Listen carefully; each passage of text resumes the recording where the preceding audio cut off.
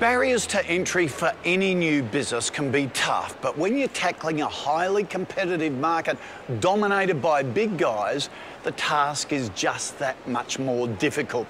So how do you carve a niche out for yourself? How do you build success? Well, our next guests have done just that.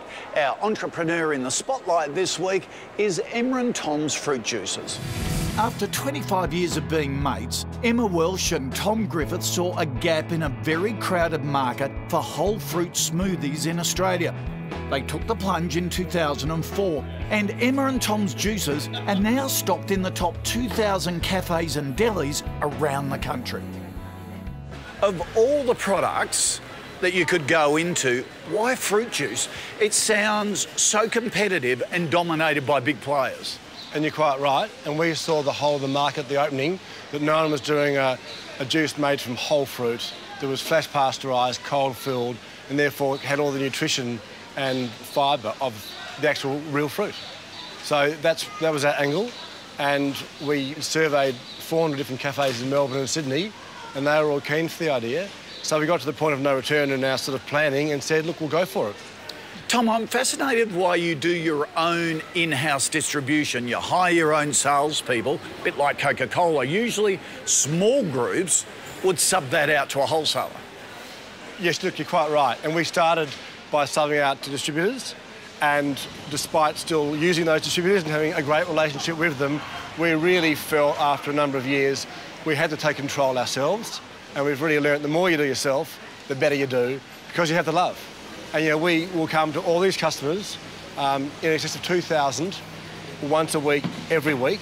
So we also have a very strong relationship with that customer.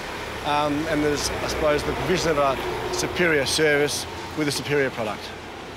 So, Emma, is that a secret to the success, keeping in close contact regularly with your customers? Being close to our customers is really important. So the retailers, and also making what is a tricky product, dealing with fresh products is not easy, and we have to make it as easy as possible for them. The juices that they sell out of their fridge are not necessarily top of mind for them, and we have to make it as easy as possible for them to have a fresh product in their fridges. Tom, you've got some really big retailers on board, the Thomas Ducks and the like. How did you get your foot in the door there?